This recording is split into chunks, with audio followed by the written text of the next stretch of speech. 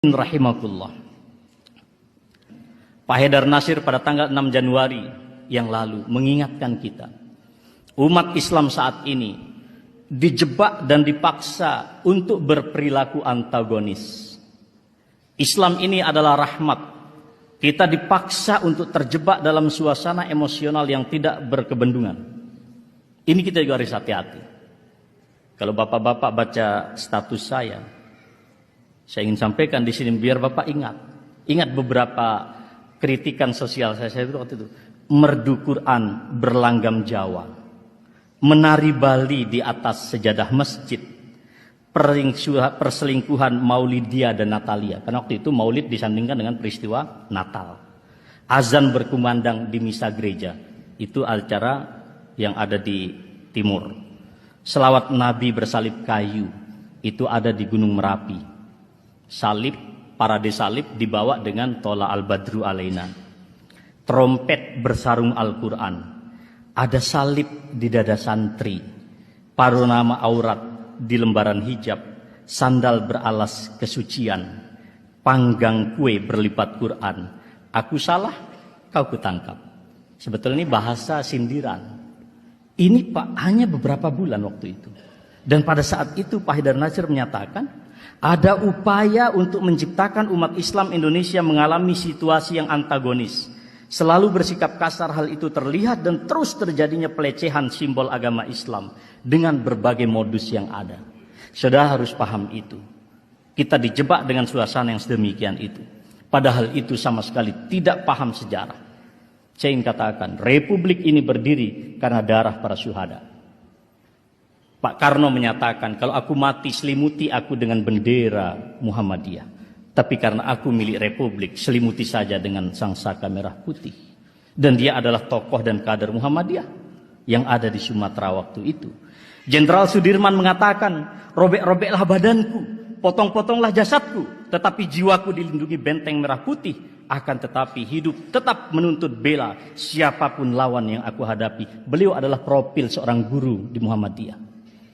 M. Natsir, tanpa mosi integral beliau waktu itu, Indonesia tidak akan lahir menjadi negara kesatuan, karena Indonesia akan menjadi negara-negara serikat yang kecil-kecil.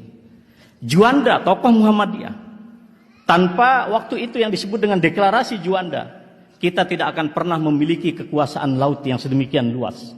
Kita menjadi negara maritim terbesar di muka bumi. Semua mereka adalah para syuhada yang berasyhadu an la ilaha illallah wa asyhadu anna Muhammad Rasulullah. Dari mana Anda mengatakan orang Islam tidak peduli terhadap Republik? Dari mana Anda mengatakan kita anti kebinekaan? Saya katakan, nalar mereka mengalami stagnan dan tak sanggup lagi berpikir. Sejarah pun dilupakan. Umat Islam tidak boleh lupa sejarah. Ketika 7 kata di dalam Pancasila, kewajiban menjalankan syariat Islam bagi para pemeluknya. Dan detik-detik terakhir Ki Bagus Hadikusumo, pimpinan pusat Muhammadiyah ketika itu, dalam suasana batin yang sangat dahsyat bergejolak. Baiklah, kalau 7 kata itu dihilangkan, maka harus diganti dengan yang Maha Esa, yang berarti adalah Tauhid. Umat Islam selama 32 tahun tidak pernah berusaha menafsirkan Pancasila dalam perspektif Al-Quran dan Sunnah. Saya tantang semua kita yang hadir di sini. Mari kita bikin buku. Syarah Pancasila fi Dhawil Qur'ani wa Sunnah. Sesuai dengan petunjuk Al-Quran dan Sunnah. Mengapa umat Islam dinistakan sedemikian rupa? Inilah yang disebut sebetulnya dengan kata de-islamisasi. Pak Haidar Nasir, beliau mengatakan, sangat gegabah jika orang menyatakan bahwa Indonesia belum teruji kebinekaannya, jika minoritas belum menjadi seorang presiden.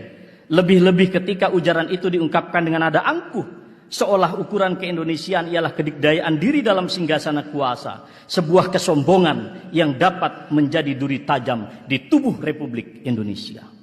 Rawahu Dr. Haidar Nasir. Tegas Pak, tegas Pak. Nahnu qaumun a'azzanallahu bil Islam wa in ibtaghayna ghairal Islam azallanallah. Kita ini umat yang dimuliakan, yang dijayakan oleh Allah dengan Islam. Jika Anda mencari jalan selain Islam, Allah hinakan kita. Masa baru dibilang gitu aja sama Metro Tipu sudah lembek gitu. Jangan saudara. Kita ini mendirikan republik. Para syuhada kita berdarah-darah.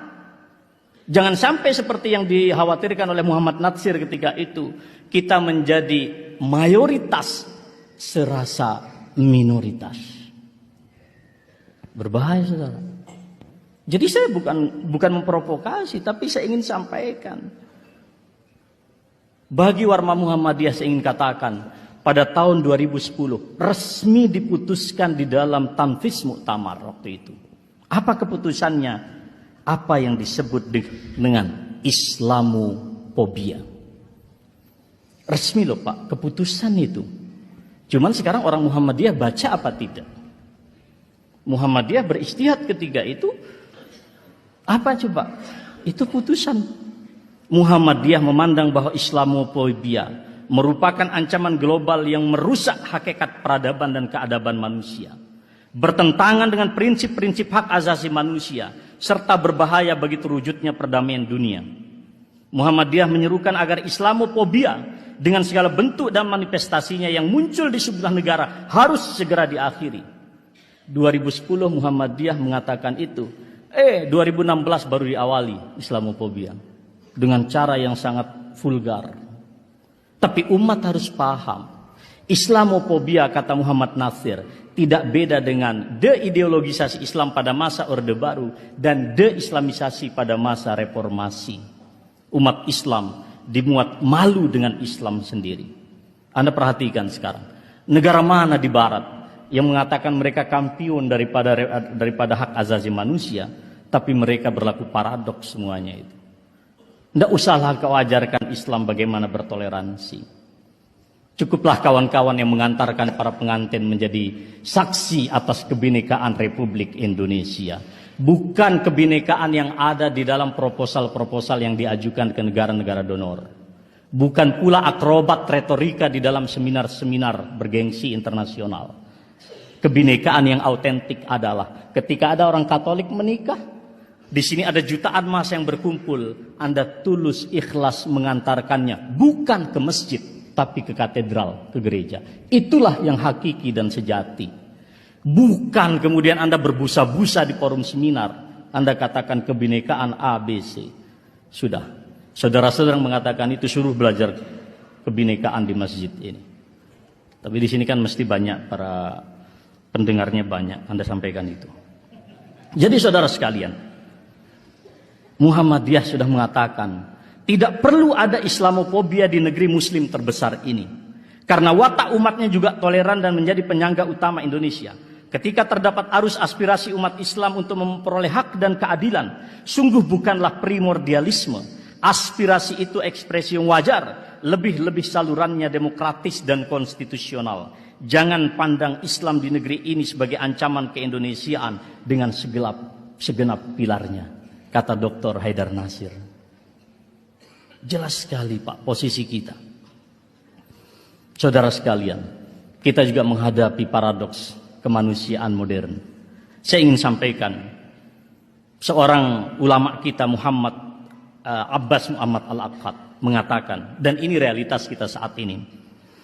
Kana alam mutada'iyan qad syarapan nihayah. Alam pada masa itu di jahiliyah, alam yang sangat menderita, patologi sosial politik sedemikian akut. Mereka tidak lagi mendapatkan ketentraman jiwa, tidak pula ketenangan batin. Mereka adalah orang-orang yang hidup penuh dengan paradoks. Sering saya sebut dalam status saya, realitas kita adalah realitas simulakra. Dunia yang penuh dengan simulasi, tidak pernah menggambarkan sesuatu yang hakiki di dalam kehidupan kita. Oleh karena itu saudara sekalian, saya ingin menggarisbawahi al-khatimah dari apa yang saya sampaikan. Kita harus waspada. Khususnya Muhammadiyah juga. Pada Muktamar 47 di Makassar sudah mengingatkan adanya upaya untuk menjebak kita pada apa yang disebut dengan proxy war. Kita dibuat saling bermusuhan sedemikian rupa.